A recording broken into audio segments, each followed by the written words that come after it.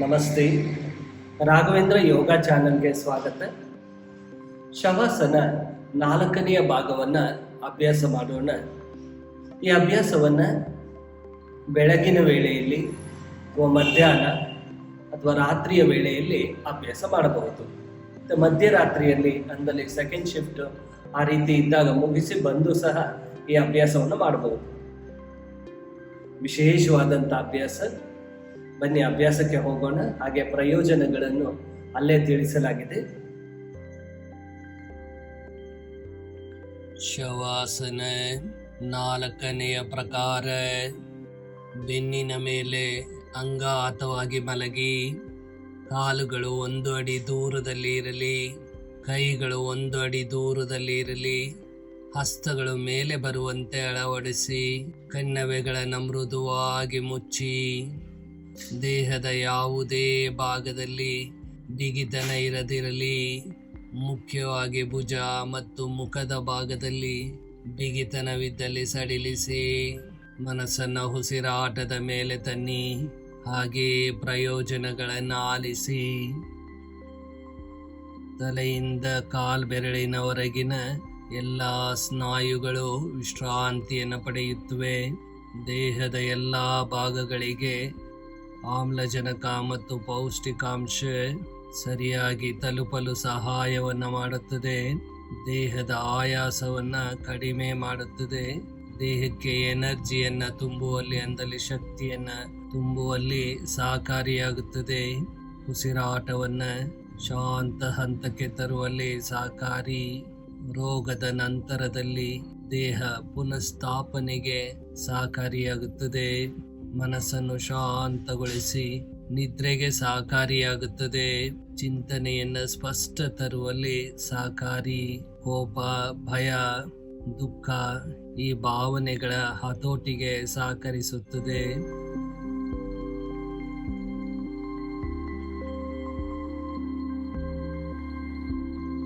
ಶವಾಸನ 4ನೆಯ ಪ್ರಕಾರ ಪ್ರಾರಂಭವಾಗಿದೆ. ನಿಧಾನವಾಗಿ ನಿಮ್ಮ ಮನಸ್ಸನ್ನು ಬಲಗಾಲಿನ ಕಾಲ್ಬೆರಳುಗಳ ಭಾಗಕ್ಕೆ ತನ್ನಿ. ವಿಶ್ರಾಂತಿಯನ್ನು ಕೊಡಿ. ಅಂಗದ ಹೆಸರನ್ನು ಹೆಸರಿಸುತ್ತೇವೆ. ಆ ಅಂಗದ ಮೇಲೆ ಮನಸ್ಸನ್ನು ತಂದು ಏಕಚಿತ್ತದಲ್ಲಿ ಗಮನಿಸಿ. ಆ ಭಾಗದ ವಿಶ್ರಾಂತಿಯನ್ನು ಗಮನಿಸಿ. ಆ ಭಾಗ ಪಡೆಯುತ್ತಿರುವ ವಿಶ್ರಾಂತಿಯನ್ನು ಗಮನಿಸಿ. ಬಲಪಾದದ ಭಾಗ, ಬಲಪಾದದ ಮೇಲ್ಭಾಗ,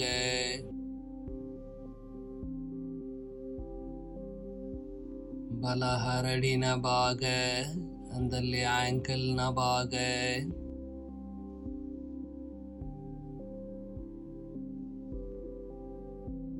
ಬಲ ಮೀನಿನ ಖಂಡದ ಮೇಲ್ಭಾಗ,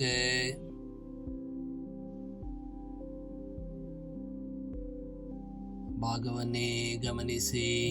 ಗಮನಿಸುತ್ತಿರುವ ಭಾಗ ರೋಮಾಂಚನ ಅನುಭವವನ್ನು ಪಡೆಯುತ್ತಿರುತ್ತದೆ. ಆ ಭಾಗ ಭಾರತೆಯನ್ನು ಪಡೆಯುತ್ತಿರುತ್ತದೆ. ಕಾರಣ ಆ ಭಾಗ ಉತ್ತಮ ರಕ್ತದ ಚಲನೆಯನ್ನು ಪಡೆಯುತ್ತಿರುತ್ತದೆ ಮತ್ತು ಆ ಭಾಗ ವಿಶ್ರಾಂತಿಯನ್ನು ಪಡೆಯುತ್ತಿರುತ್ತದೆ.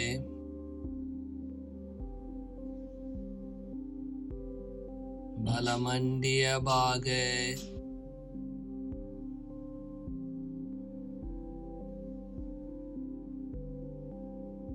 ಬಲಮಂಡಿಯ ಹಿಂಭಾಗ,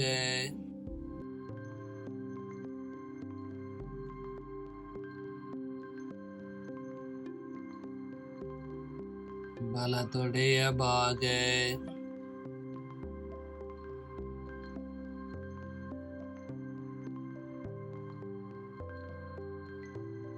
ಬಲತೊಡೆಯ ಹಿಂಭಾಗ,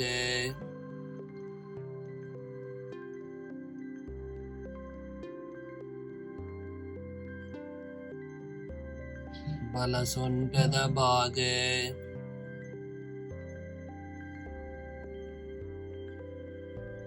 ಹಿಂಭಾಗವನ್ನು ಗಮನಿಸಿ.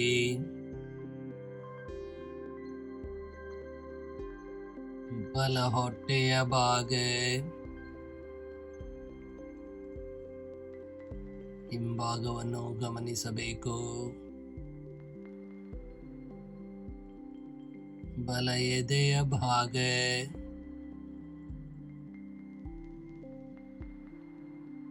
ಬಲ ಹಸ್ತ ಮತ್ತು ಬೆರಳುಗಳು,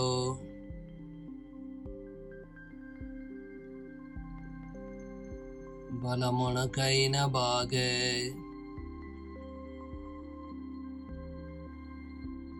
ಬಲ ಭುಜದ ಭಾಗ,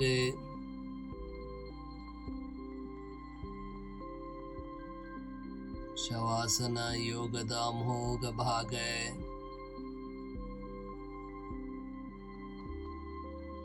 ಬಲ ಕುತ್ತಿಗೆಯ ಭಾಗ,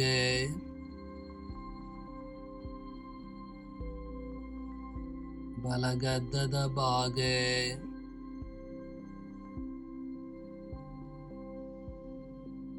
ಬಲ ಬಾಯಿಯ ಭಾಗ,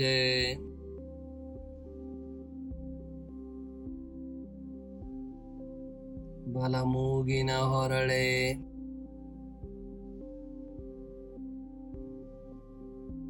ಬಲ ಕೆನ್ನೆಯ ಭಾಗ,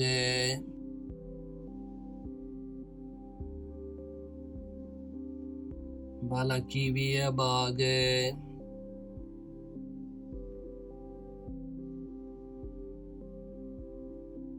ಬಲ ಮೂಗಿನ ಹೊರಳೆ,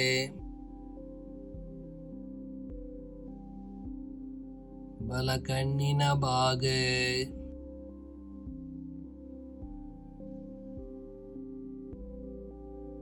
ಬಲ ಹುಬ್ಬಿನ ಭಾಗ.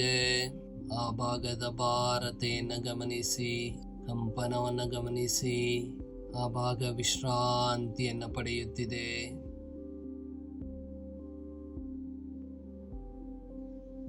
ಬಲ ಹುಬ್ಬಿನ ಭಾಗ,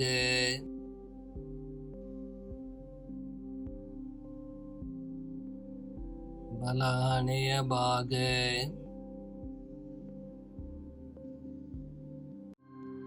ಬಲ ತಲೆಯ ಭಾಗ.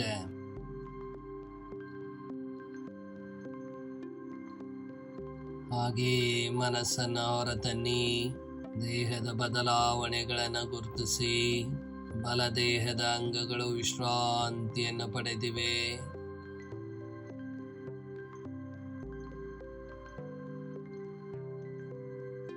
ಮನಸ್ಸನ್ನು ಹೊರತನ್ನಿ. ಈಗ ಎಡ ದೇಹದ ಅಂಗಗಳನ್ನು ಗಮನಿಸಿ. ಬಲ ದೇಹವನ್ನು ಗಮನಿಸಿದಂತೆ ಎಡ ದೇಹದ ಅಂಗಗಳನ್ನು ಈಗ ಗಮನಿಸಬೇಕು. ನಿಧಾನವಾಗಿ ನಿಮ್ಮ ಮನಸ್ಸನ್ನು ಎಡಗಾಲ್ನ ಕಾಲ್ ಬೆರಳುಗಳ ಭಾಗಕ್ಕೆ ತನ್ನಿ. ವಿಶ್ರಾಂತಿಯನ್ನು ಕೊಡಿ. ಅಂಗದ ಹೆಸರನ್ನು ಹೆಸರಿಸುತ್ತೇವೆ. ಆ ಅಂಗದ ಮೇಲೆ ಮನಸ್ಸನ್ನು ತಂದು ಆ ಭಾಗಕ್ಕೆ ವಿಶ್ರಾಂತಿಯನ್ನು ತನ್ನಿ. ಆ ಅಂಗವನ್ನು ಗಮನಿಸಿದಾಗ ಆ ಅಂಗ ಉತ್ತಮ ರಕ್ತದ ಚಲನೆಯನ್ನು ಪಡೆಯುತ್ತದೆ, ವಿಶ್ರಾಂತಿಯನ್ನು ಪಡೆಯುತ್ತದೆ.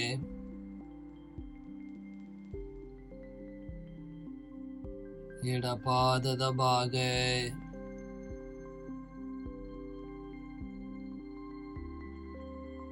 ಎಡಪಾದದ ಮೇಲ್ಭಾಗ, ಎಡ ಹರಡಿನ ಭಾಗ, ಎಡ ಆಂಕಲ್ನ ಭಾಗ,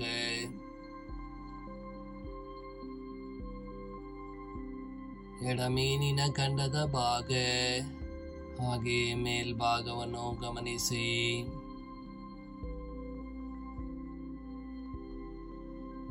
ಎಡ ಮಂಡಿಯ ಭಾಗ, ಹಾಗೆ ಹಿಂಭಾಗವನ್ನು ಗಮನಿಸಿ.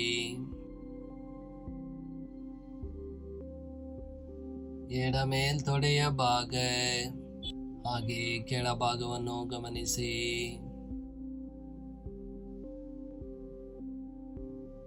ಎಡ ಸೊಂಟದ ಭಾಗ, ಹಾಗೆ ಕೆಳಭಾಗವನ್ನು ಗಮನಿಸಿ.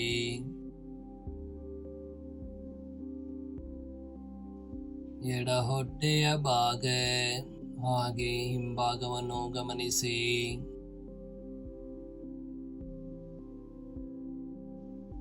ಎಡ ಎದೆಯ ಭಾಗ,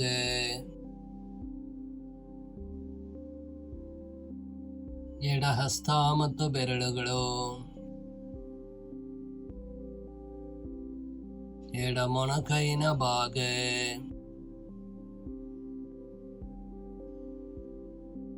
ಎಡ ಭುಜದ ಭಾಗ,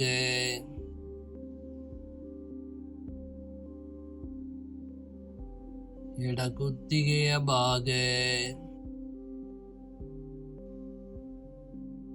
ಎಡಗದ್ದದ ಭಾಗ,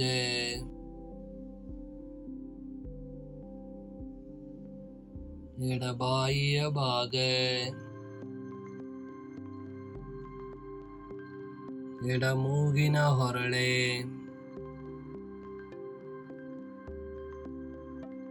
ಎಡ ಕಣ್ಣಿನ ಭಾಗ,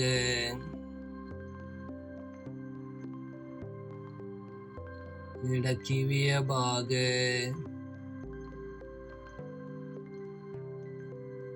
ಎಡ ಕಣ್ಣಿನ ಭಾಗ, ಎಡ ಹುಬ್ಬಿನ ಭಾಗ,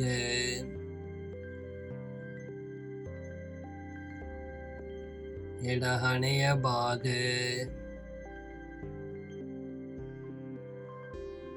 ಎಡ ತಲೆಯ ಭಾಗ. ಮನಸ್ಸನ್ನು ಹೊರತನ್ನಿ. ಶವಾಸನ 4ನೇ ಪ್ರಕಾರ ಮುಗಿದಿದೆ. ಕಣ್ಣುಗಳು ಮುಚ್ಚಿರಬೇಕು. ಶವಾಸನ ಮುಗಿಸಿ ಹಸ್ತಗಳನ್ನು ನೋಡುವಾಗ ಮಾತ್ರ ಕಣ್ಣನ್ನು ತೆಗೆಯಬೇಕು. ನಿಧಾನವಾಗಿ ಕಾಲುಗಳಿಗೆ ಚಲನೆಯನ್ನು ಕೊಡಿ. ಕೈಗಳಿಗೆ ನಿಧಾನ ಚಲನೆಯನ್ನು ಕೊಡಿ. ಹಾಗೆ ತಲೆಯ ಭಾಗಕ್ಕೆ ಸ್ವಲ್ಪ ಚಲನೆಯನ್ನು ಕೊಡಿ. ಕಾಲುಗಳನ್ನು ಕೂಡಿಸಿ ಕೈಗಳನ್ನು ದೇಹದ ಪಕ್ಕಕ್ಕೆ ತನ್ನಿ. ಬಲಗೈಯನ್ನು ತಲೆಯ ಮೇಲ್ಭಾಗದಲ್ಲಿ ಚಾಚಿ ಎಡಗಾಲನ್ನು ಮಡಿಚಿ ಬಲಗಡೆ ತಿರುಗಿ ಎಂದಲ್ಲಿ ಬಲ ಹೊರಳಿ ಎಡಗೈಯನ್ನು ದೇಹದ ಮುಂಭಾಗಕ್ಕೆ ಕೊಟ್ಟು ನಿಧಾನವಾಗಿ ಮೇಲೆ ಬನ್ನಿ. ವಜ್ರಾಸನ ಅಥವಾ ಸುಖಾಸನದಲ್ಲಿ ಕುಳಿತುಕೊಳ್ಳಿ. ಹಸ್ತಗಳನ್ನು ಉಜ್ಜಿ ಕಣ್ಣುಗಳಿಗೆ ಮೃದುವಾದ ಮಸಾಜನ್ನು ಮಾಡಿ